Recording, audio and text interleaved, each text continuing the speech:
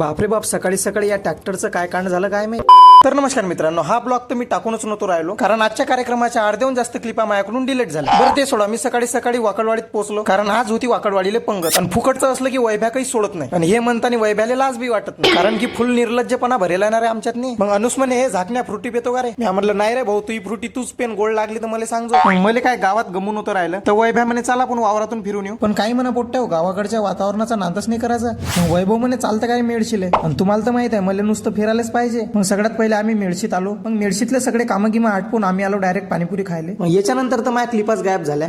मग सकाळी उठून 10-12 वेळा केसात हात फिरवले आणि स्वतःलाच सांगितलं की आज तुला चांगला दिसू राहिला. आणि सकाळी सकाळी मी आणि माझ्या भाऊ आलो डायरेक्ट नदीवर. आणि सकाळी नदीवर याचं म्हणजे एकच कारण राहते, सगळ्याला माहित आहे, फक्त कमेंट मध्ये कोणी सांगू नका. ते सगळं सोडा, आपण आता फक्त वातावरण पहा. या वातावरणाला पाहून फक्त मला एकच डायलॉग आठवण येते, काय झाडी काय डोंगर सगळं ओके मध्ये आहे. नदीवरून खरकट धुवून आलो तर इकडे वैभ्याच्या काहीतरी वेगळ्याच कांड्या चालू होत्या. वैभ्याला म्हणलं ट्रॅक्टर असते रा बाईच्या लाईन का? तू म्हणे का रे लोसन, तुला ट्रॅक्टरले गिअर किती असतात ते माहित आहे का? मी म्हणलं एवढं जर आलं असतं तर एमपीएससी यूपीएससी क्रॅक नसती केली. मी ते सगळं सोडा पोट्ट्या, मी त्या पिकअप मध्ये चाललो बसून पातुरले. मग नित्यानं आणले होते भजे. मग माझ्या अंगात एक सगळ्यात चांगला गुण आहे, म्हणजे फुकटचं काही सोडायचं नाही. मग चला आम्ही खातो भजे. तोपर्यंत तुम्ही लाईक आणि फॉलो करून घ्या.